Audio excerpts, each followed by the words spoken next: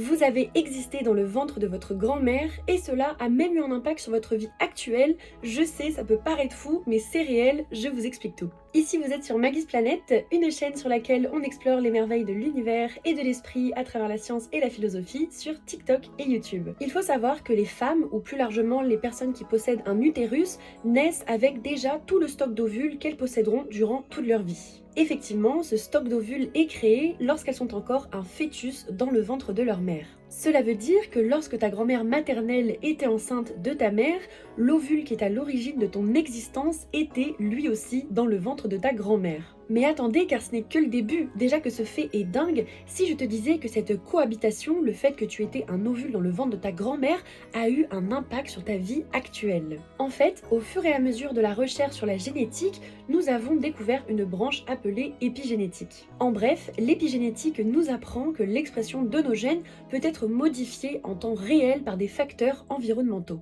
Et donc, la recherche a conclu que ce qu'il se passait dans la vie de ta grand-mère lorsqu'elle était enceinte de ta mère a eu un impact sur ta génétique. Et cela porte le doux petit nom d'héritage épigénétique transgénérationnel. Maintenant, je vais vous parler d'un épisode historique qui a été largement caractérisé par ce phénomène et qui a fait l'objet de nombreuses études. Durant la Seconde Guerre mondiale, il y a eu une période de famine de 6 mois qui a touché les Pays-Bas. Les chercheurs ont pu retrouver les survivantes à cette famine qui de plus étaient enceintes durant cette période. Ils ont donc pu étudier les individus qui étaient dans le ventre de leur mère durant la période de famine, mais qui n'ont jamais expérimenté la famine en dehors du ventre de leur mère durant leur vie actuelle. Et donc, les recherches ont conclu que ces bébés, ou plutôt ces fœtus de la famine, pouvaient présenter des anomalies physiques comme une plus petite taille, un plus petit placenta, mais ils étaient également plus vulnérables au surpoids à l'âge adulte ou encore à des maladies cardiovasculaires. Encore plus surprenant,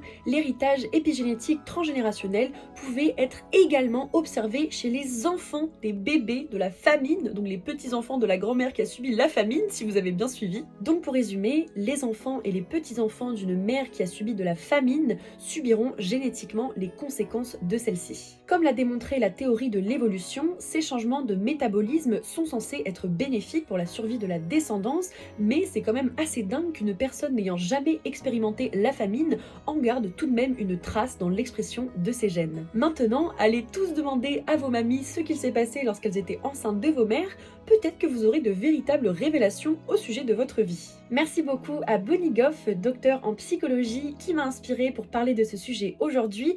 Elle possède un compte TikTok fascinant que je vous ai mis en bio. C'était Maggie's Planet, une chaîne sur laquelle on explore les merveilles de l'univers et de l'esprit